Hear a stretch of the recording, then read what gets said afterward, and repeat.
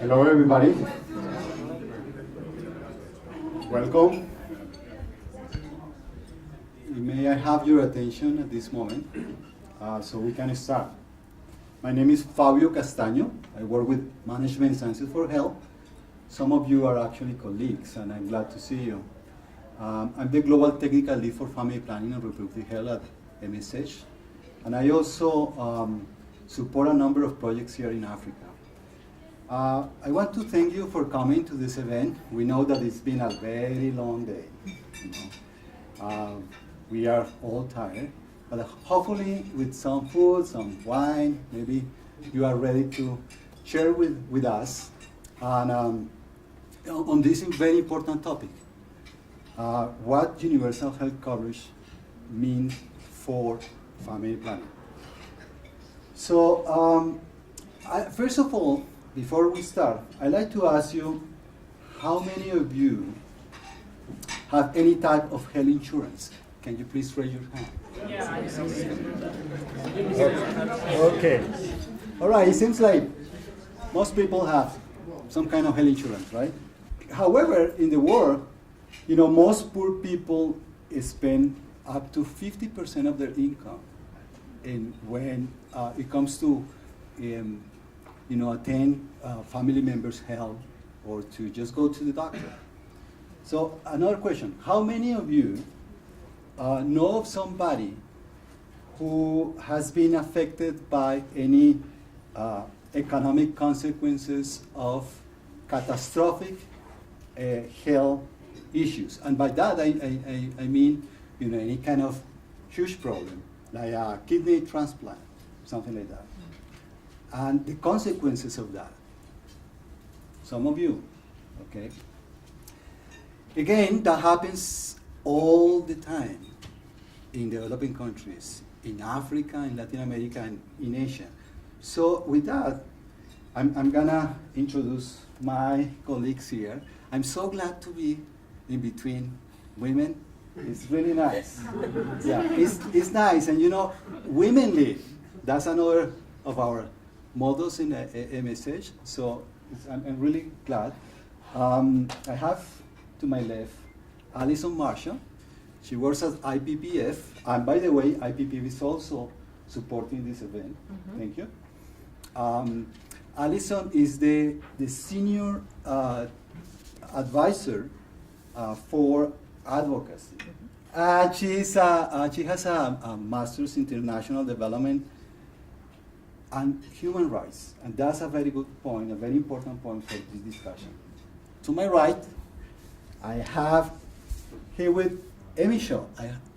Did I pronounce it well? That's not bad. Okay, so I didn't have the problem with Babatunde last name. Okay, she is the director of the Health for All campaign. Health for All. That reminds me of Alma Ata, right? Maybe we can talk about that. Right? Okay. The goal of universal health coverage is to ensure that all people obtain the health services they need without suffering financial hardship when paying for those services. So what does it mean, really? What does it mean? Are we talking about having more services? Are we talking about delivering medicines to people? Are we talking about improving human resources for health? Are we talking about governance, leadership? What is what we're talking about? For IPPF, in terms of what does universal health coverage and care mean, it means, just as you have said, that everyone has the right to the best available, the best possible health, the best attainable standard of health. We want to see that realised, and particularly for those, you might say, in the bottom quintile, the poorest, the most vulnerable, or the underserved at the moment, including adolescents.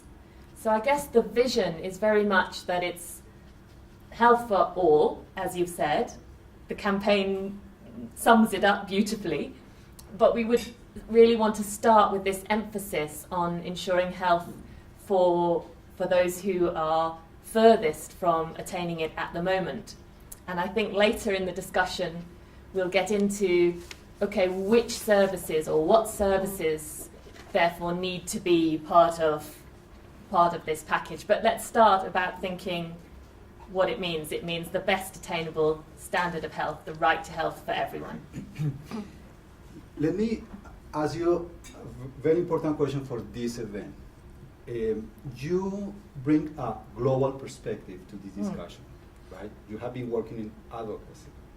So what is universal health coverage mean? What is the kind of discussion going on right now about, post-2015? I don't know if people actually understand and are aware of the post-2015. Maybe you can tell us a little bit about Sure. To summarize, I guess many people are familiar with the Millennium Development Goals, which are due to finish in 2015, so not long to go now, less than 1,000 days. And so there's a big global discussion going on about what framework we want to replace the Millennium Development Goals. A lot of people engaging, and it's starting to be negotiated by member states through the United Nations. So there have been a number of consultations, including on issues of health, and many as well on other topics such as the environment and sustainability and all the things that are currently covered by the Millennium Development Goals. But it's really, really hotting up now and getting as we get closer to that deadline of 2015. So there's a process over the next 2 years, but I think 2014 is really going to be the critical year, which includes, of course, the Conference on Population and Development next April as an important milestone for our issues, as we head towards September 2015, which is when we expect decisions to be made about what a new framework would look like. So as the member states and the governments and the experts and many of us are feeding into this discussion, we're talking about what would the high-level goals be like. And there's a strong suggestion, a strong proposal that there would be one overarching goal on health. So then the next question comes, okay, if we have an overarching goal on health, that's good, but what comes underneath it? What would be the objectives or the targets, if you like, underneath that health goal? And just to give you an example, UN AIDS is suggesting that what could come under one health goal is that the Millennium Development Goals, which have not been finished by 2015, should be continued. And that would particularly apply to MDG 5B, which is about our issues and family planning. And another sub-goal, or objective, if you like, could be universal health care, universal health coverage and care. And so then you need to take a third step down and say, okay, if universal health coverage and care was there, how would it be measured? What would be the targets and the indicators that could be agreed upon? And this is the debate that I hope we are all feeding into, and we can talk more about what the key messages are as we go through this evening. But the really, really important thing is that there is a health goal, and that health goal does include family planning somehow, and under a universal health coverage and care could be one way. Could be. Could be. Okay, thank you, Alison. And now let's move into the more regional, more local perspective about universal health coverage. Tell us about the Health for All campaign. How do you define universal health coverage there? What kind of examples you have? I think that the definition of it doesn't really differ from what has been discussed so far. It's about making sure that everyone is entitled to a healthy and productive life. That's the bottom line. And there are so many ways of getting there, obviously. Universal health coverage can be achieved through so many methods and actions.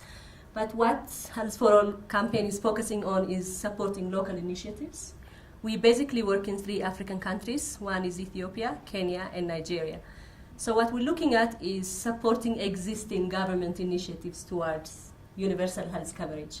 So to give you a very good example, in Ethiopia, we're supporting the introduction of the National Health Insurance Scheme, which is going to come into effect this January 2014. So that's a very exciting movement towards universal health coverage. It's a social health insurance scheme. There has been a proclamation to make sure that there is a legal framework to support that. In 2010, there have been, the government has established a health insurance agency, which is under the Ministry of Health. So Health for All is basically working on making sure that progress is made, especially in terms of communicating what's happening with the agency to the general public. So we are going to be engaging in a massive, large-scale media campaign in December to say to people that this is coming for you and you need to be aware of it. Social health insurance is going to be mandatory, but we think people have the right to understand what it means for them and what kind of difference this will make in their lives. It's going to be covering about 7% of the population, which is people who are in the formal sector, who are salaried. But there is also another scheme for the larger population in Ethiopia, which is the community-based health insurance scheme, which we are very, very excited about. It's going to be covering the majority of the population in Ethiopia, who are farmers, who are in the informal sector. So the government is really, really making huge progress towards that, and we're supporting that. And in Nigeria, and Dr. Zapora can help me here, we're also supporting to revitalize the dialogue around universal health coverage. So there is a presidential summit coming up very soon, and Health for All is heavily involved in making sure that the government renews its commitment to health insurance and universal health coverage. And in Kenya, we're supporting post-MDG dialogue on universal health coverage again. So there is a lot going on. So it all comes down to whatever we're supporting, we're making sure that people in Africa, people in these countries are entitled to a healthy and productive life. I can talk in more detail about particularly what's happening in Ethiopia, because it's very exciting, and obviously because I'm from here as well. So, yeah. Okay, thank you. Yes, and for sure we'll talk about Ethiopia. We have been hearing today, and we will continue to be listening to people talking about the improvements here, the achievements, especially when it comes to health workers, and that's an issue that we will talk about. So let me move into, let's talk money. Let's talk about who's paying for this, how is that going to be paid, because at the end of the day, health insurance is expensive. Let me throw some facts that the WHO fact sheet is mentioning about universal health coverage. For instance, they say that out-of-pocket payments push 100 million people into poverty every year. Every year. Imagine that. Because people have to pay for their health, they get poor. I will say poorer, Yes. right? Universal health coverage is an issue for everybody. Every country, even richer countries, struggle to cover their populations. In 2010, 79 countries devote less than 10% of government expenditures to health. And you may remember that in Africa, the Abuja Declaration asked governments to spend at least 15%. Many of those countries are not reaching that level, and they will take years before they reach that level, right? Another one, only 8 of the world's 49 poorest countries have any chance of financing their health, their basic health. That's kind of not encouraging, right? So let me ask again the audience. Let's play the game that you are ministers of health, right? In fact, at the beginning of the year, the ministers of health of many developing countries met in Geneva in a meeting held by the WHO and the World Bank to discuss just that. You know, let's play this. Will you cover the whole population or just some parts of the population? I would go for some sort of coverage for everybody on the primary health care level. Yeah. In a society, people need to actually understand what they have a right to and why that matters, and that it shouldn't depend on where you happen to be born in this house or that house. And so I vote for Salwa as my minister. You know, John, you are making a good point about rights. And I want to just tell the story about what happened in my own country, in Colombia, years ago, where the discussion about, at that time it was called health sector reform. It wasn't called universal health coverage. Why? Because, of course, you can imagine that the people who led the discussion came from a different perspective. And also because, of course, the idea was, making sure that the government, call upon everybody to use their resources to contribute. And what happened was the definition of universal of a health coverage there was basically about getting services, but not helping people understand that they have the right to services. Now, after 20 plus years, they come to realize that, and that's why we see all the demonstrations of the street, and people realizing, yes, it's our right. So, this question of we have a vision for universal health coverage and care, and then we have the question of how is it financed, and very often these two somehow get muddled up together. So I just wanted to pull out some statistics around the time that it can take if it's focused just on social health insurance. So I understand that in Tanzania, they reached to 17% coverage only after 10 years of their social health insurance. So 10 years, that's quite a long time. But does anybody want to guess how long it took Germany to reach full coverage for everybody? 100 years? Not bad, but 127. Wow. And so then this question you just posed about should the government be contributing, I thought it would be interesting to share the experience which I understand happened in Kazakhstan. Does anybody know what happened? So when social health insurance was introduced, the budget for health went down by more than the premiums that were being paid. So, it's really interesting to see what responsibility governments are going to take. Whereas if you look at Brazil, I understand that they've used general taxes, they've used general national budget. Yeah. So then we can go back to you as ministers of finance this time. Yeah? Yes, I can. And we say, okay, who's going to vote for using general taxes? And who's going to vote for these sin taxes that put a tax on the alcohol, the tobacco, and hypothecate that? At the individual level, you pay whatever you can for you or your family to live. So why shouldn't a country or a society use all the revenue streams that can be imagined to meet this fundamental requirement? It's not either or. I can only speak in the context of health insurance, which is my area of expertise now in Ethiopia.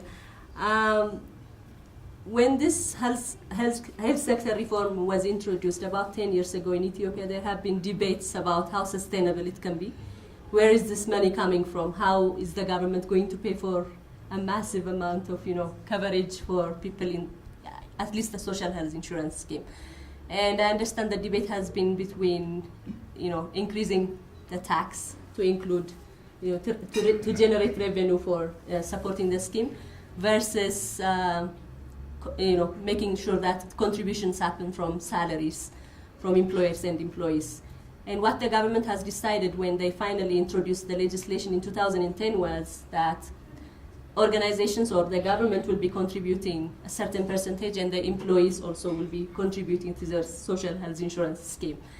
So the system now is, at least the social health insurance system allows 3% of the gross salary of the individual to be deducted from the employee, and another 3% from the government or the organization that they work for. And this will include any organization which employs more than 10 people in the country and is legally registered. So it covers quite a bit of people. And this is the scheme I'm talking about, the scheme which is called the social health insurance, where there is a proclamation and where there is a mandatory aspect to it. When you go to the community-based health insurance scheme, it's quite fuzzy at this stage because it's still at the pilot stage. Ethiopia is trying out the community-based health insurance scheme at a pilot stage right now. They have been implementing it for the last 2.5 years, and they've been trying it out in certain districts around the country.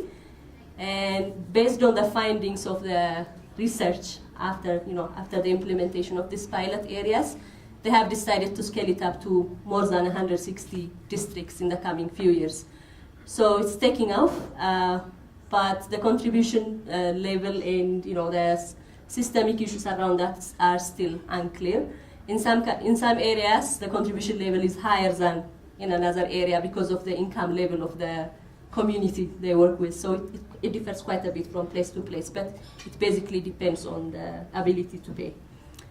So that's the path that the government has taken here, contribution from salaries. It also covers pensioners. This scheme, the social health insurance, will be covering pensioners. So the government is going to pay 1% of the pension amount for the person, so that it can also contribute into that system.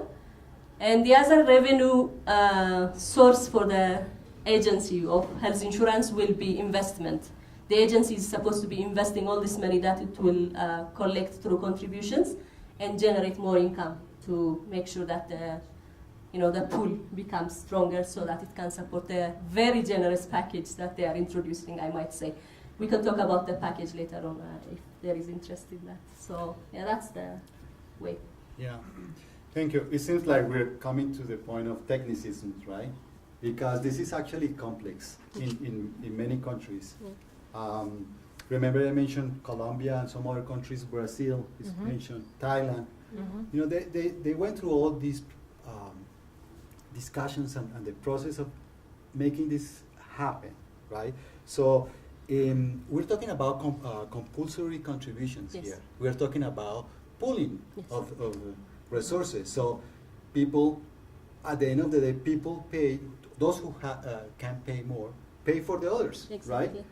So from your experience at IPPF or at UNICEF, how do you make sure to be efficient, to make sure that the resources go where they have to go?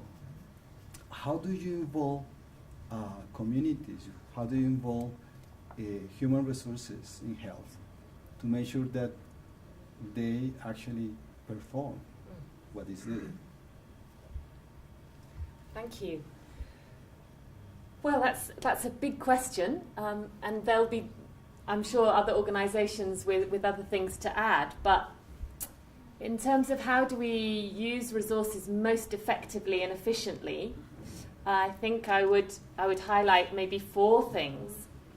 Task sharing, or task shifting, some people call it. Investing in high impact practices, and so task sharing sometimes is classified as one of those, and we can come back to that. Involving volunteers and peer educators, and efficient management of stock and commodities, so having good management systems. So just to come to the first one, because I think that's very relevant to Ethiopia, I'd be interested in how many people here are working with organisations that are looking at or already implementing task sharing. Can we just get a show of hands? So quite a few of you. So it's the idea that rather than needing a doctor to perform or to help a client with a particular intervention, if a nurse could do it, then let the nurse do it. Or rather than needing a trained nurse to do the intervention, if a community health volunteer could do it, well, then let them do it, with proper supervision, of course. And the research shows that this is safe and effective as long as it's well managed and the training is provided. So it's something that IPPF is certainly involved with throughout its member associations throughout the world. We've done some surveys in countries like Ethiopia, but also in Pakistan, in Ghana, Nepal, and it's really, really effective in ensuring that more of the population are getting access to the services they need because they've got somebody in their village, in their local area, who can help provide the contraception perhaps that they're after, rather than needing to go to a more trained worker who perhaps is further away and there are fewer of them. So I'd say task sharing is one of the key things that we're doing to try and use resources more efficiently. So, in that sense, how do we understand the participation of the health extension workers in universal health coverage in Ethiopia? What's happening? So I'm sure everybody who's familiar with the health system in Ethiopia will agree health extension workers are now the backbone of the health system in this country, and so much is happening through them. So when you come to the universal health coverage and the movement in Ethiopia towards that, they're also accelerating the enrollment rate at the community-based health insurance scheme piloting areas. So basically, the government is trying to avoid creating parallel systems to run the health insurance scheme, but use health extension workers who are readily available to disseminate the message and make sure that people understand what they are getting as a result of becoming members. And it's interesting, we were just filming in Gimbichu, which is around 40 kilometers from Debre Zeit, which was one of the piloting sites for the community-based health insurance scheme. And we saw that most of the enrollment in this scheme was as a result of health extension workers who have been going door to door saying, this scheme is being introduced, you can pay in advance for a year of health insurance, and then you don't have to sell your cows or rent your land or go into catastrophic situation where you have to spend all your money and basically become homeless, or you have to sell your cattle. You just have to pay in advance for a year, and then that has been such a massive movement in these areas, and health extension workers are the ones who have been creating this momentum, because this is not where you can run PSAs on TV or radio or do other sorts of mobilization. Health extension workers are the way to go to communicate with the community. So I think the government is utilizing that very well in this particular scheme as well. So. Thank you. We are close to the end. I know you are tired, but here's an opportunity for you to tell us something. We have two experts on universal health coverage here, but you are all experts on family planning, right? That's why you're here. So let me ask all of you, where is family planning? The government, the country should make sure that it's covered in universal health insurance. However, I'd like to throw another angle on this, which is, where's the role of the private sector here? I mean, we're talking a lot about cost efficiencies, reducing the cost, finding the money to offer this universal health coverage. But we need also to think of the NGOs, of the private sector, and what's their role. In many countries, they are underutilized, and they are very expensive because they are underutilized. And at the same time, the government is underutilized and the quality of services is poor. And none of them is really meeting the universal health coverage needs in terms of quality, accessibility. So where is the role of the private sector, whether it's for family planning as a package in the universal health coverage or in general for universal health coverage? And we have many successful experiences where the government partnered with NGOs to reach the very difficult to reach areas, contracted the private sector, and that in fact reduced the cost on the government and achieved better access, whether it's for family planning or other. So my opinion, yes, get family planning in the basic package, but also involve the private sector to improve quality, reduce the cost of universal health insurance. I'm called Dr. Tumukurate Spiridon from Uganda. I work with Uganda Health Marketing Group, a social marketing organization. And I am keenly interested in universal health coverage. My understanding of universal health coverage is that it is a follow-up to Health for All under primary health care, the Armata Declaration. Now we have re-engineered it. The concept is good, so maybe what I would want to say to add to the discussion is what does it mean? Basically, it means making sure really the population who in need of health services have access to them, and they are of quality, and they can utilize them. So what are the challenge here? And the services, what are they? Universal health coverage takes actually 3 dimensions. We take in promotional services, curative, preventive, and rehabilitative. So me as somebody in social marketing, giving the right information about prevention is also a component of coverage. A mother who is pregnant and wants to deliver, by the way, pregnancy and delivery is not a disease, but is part of the issues that need to have good care. A mother and a young woman who wants to have reproductive health services and wants to utilize family planning need to access them. So to me, this is what we would want to need. And the issue of who should be covered. Should we cover a district? Should we cover children? Should we cover pregnant women? Well, the issue is there is another dimension. As you know, health is a special good whose access really by universal convention is a right. Everybody of us has the right to access health services. So everybody should be covered. But the challenge we have is, do we have the resource envelope? Traditionally, governments have wanted to provide this service, but we know they are unable because of the physical space. The money raised through budget is not enough to meet all the needs and other social needs, plus administrative budget. Now, what happens, as you know, in Africa, we have a budget declaration where 15% should be allocated for health.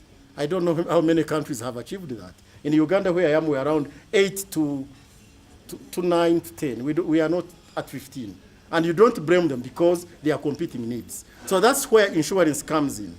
And this insurance, what do you do then? You don't cover everything because the funds are not enough. So you choose conditions that have the maximum return. The situation in Nigeria is not very different from what is happening in Ethiopia, and I think also from what's happening in Kenya. However, in Nigeria, this started a very long time ago, over 10 years, that they declared national health insurance, and first they got the people in public service to contribute part of their salary, and then the employers would also contribute part of it so that they can cover not only the family of the person that is working, but then also spread it across to those who cannot afford. So it was really like contributory. But then a lot of the work was just theory, because very well written policies and all of those things, but translating that into access, for people who really needed the coverage was not happening. And at a certain point in time, I think many people in Nigeria got disillusioned. And then, like I said earlier, the coverage was only for people who worked. What about those who don't work? What about those at the community level, who needed, particularly the preventive services more, but then didn't have any kind of coverage for, to access such services. And that's when now they're talking about the community-based health insurance scheme, which is kind of a social health insurance scheme that will, cover for, people at community level. And of course, it's also contributory. How much can you contribute so that it can cover an agreed upon package? Now, this package is not very well defined in Nigeria yet. And we're struggling to ensure that family planning, gets onto this package. Because for the national health insurance, it's unfortunate that really family planning is not. Family planning didn't make it to the package, the minimum package, for coverage. But for the community-based health insurance, that's part of the campaign. We're really pushing that family planning becomes an essential service that should be covered by this insurance. A lot of momentum is gathering, and we're working towards presidential summit on universal health coverage. Hopefully, we were hoping it would come up sometime this year, but it looks as if it might not. Maybe at the beginning of next year. But there's a lot of momentum now. People are discussing it, and which is a good thing, because some of these things that people are not aware of, then you cannot claim it as a right, even though everybody says it is a right. But now people get to know, this is my right. And then how do I access this right? Those are some of the discussions that are coming, and I know that many things are happening. Family planning must be included in the essential, primary, basic package of universal health care and coverage. So we have to push for an indicator or measures, so that when you say universal health care coverage, you have an indicator that says unmet need for family planning or contraceptive prevalence rate. Because if it's being measured, then they will make it happen. So we have to have family planning in, and we have to have an indicator. So that's at least an indicator. We have to have at least one, but maybe hopefully more indicators. So that would be my what. In terms of the who, we must ensure that the poorest people are covered. And so, there's a therefore, we must insist on taxes, not just social health insurance. So that's the who. And then the finally is the when, and that involves all of us. So the time is now. The World Bank is convening a discussion on the indicators for universal health coverage in December in Tokyo, because Japan is a government which has been really promoting the idea of universal health coverage. But Japan does not include family planning. So it's in a dangerous location already. So we all need to be using any influence we have through our organisations to get the message to the World Bank in those discussions. And thanks to action amongst international NGOs, they've made space now for some of the NGOs to contribute to that discussion, to say that family planning must be there must be an indicator, it must include the poorest, and we need taxes. And then beyond December and that World Bank discussion, we need to make sure that our ministers of foreign affairs, our ministries who are in charge of the messages that go into the post-2015 discussions, so those as well in the missions in New York, have our message that we want to see a health goal in the post-2015 framework, and we want to see universal health coverage and care under that goal, and we want an indicator to measure family planning in there. So that's an action that we all need to take to make sure that those representatives of our countries are conveying the right messages into those negotiations. So take action. Note how much. I'm just agreeing. Okay. All right. So let me just throw some other ideas here. I mentioned that there is enough information out there about universal health coverage. You just need to go there and read it, and make sure that you're part of the discussion. Get involved. MSH is a good source for tools and information about what's happening.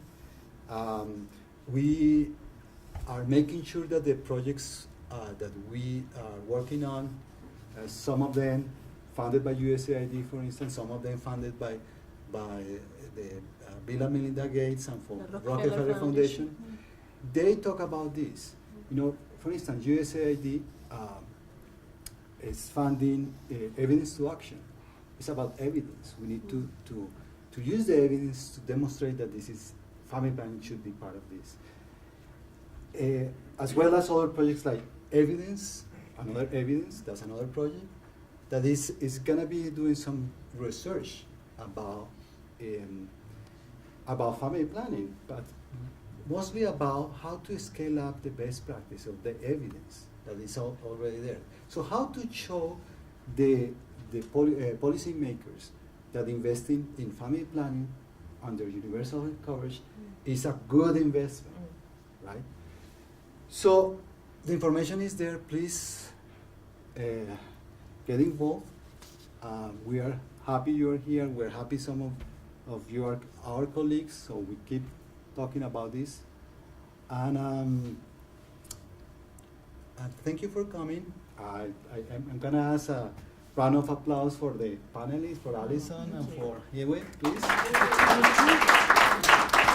And another one for you guys. Yeah. You've been terrific. Thank you. And for Fabio, the moderator. Thank you, Jessica.